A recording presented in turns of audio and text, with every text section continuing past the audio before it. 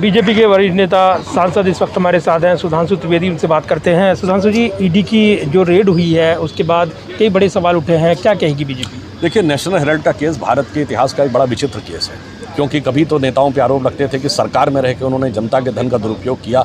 यहाँ आरोप ये है कि उन्होंने पार्टी के अध्यक्ष पद पर रहते हुए पार्टी के ही एक संस्थान की संपत्ति का एक प्रकार से अधिग्रहण कर लिया, वो भी उस संस्था का जिसके बारे में वो स्वयं कहते हैं कि यह स्वतंत्रता संग्राम सेनानियों के लिए बनाई गई थी। और जहाँ तक ईडी पे आरोप की बात है, भिन्न भिन्न जगहों पे ईडी की जो प्रकार की जांच चल रही है, उसमें विशेषकर पश्चिम बंगाल में देखिए जिस प्रकार के कठोर, दुखद और विद्रूप तथ्य सामने आए हैं, उसके बाद क्या किसी प्रकार का कोई आधार रह जाता है? और फिर भी यदि विपक्षी दल राजनीतिक बयानबाजी करते हैं तो उनमें से एक भी कभी अभी तक न्यायालय के द्वारा किसी प्रकार की न्यायिक राहत यानी लीगल रेमेडी पाने में सफल नहीं रहा।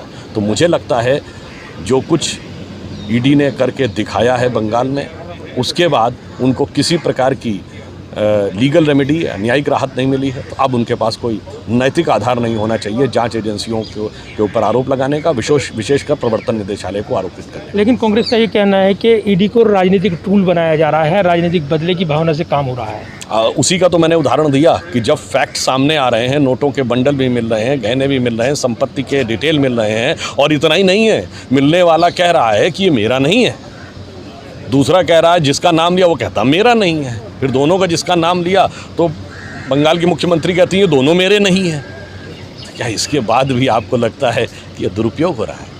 मेरे विचार से। लेकिन नेशनल हेराल्ड की बात करें, इस केस में कांग्रेस कई सफाई दे चुकी है, आज़ादी से लड़ाई से लेकर इस आंदोलन से जुड़े हुए, और इसमें कोई तथ्य नहीं है, तमाम वो बातें कहते रहे हैं। बस एक ही तथ्य काफ़ी है कि जिस संस्था के पास 3000 करोड़ की संपत्ति हो, वो 90 करोड़ रुपए के कर्जे में डूब गई, ये किसी के गले के नीचे नहीं उतरता।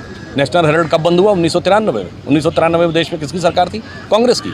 स्वतंत्रता संग्राम सेनानियों का नेहरू जी द्वारा स्थापित अखबार, और एक नहीं 3 अखबार बंद हुए, नेशनल हेराल्ड, नवजीवन और कौमी आवाज़, और आप उसको बचा नहीं पाए।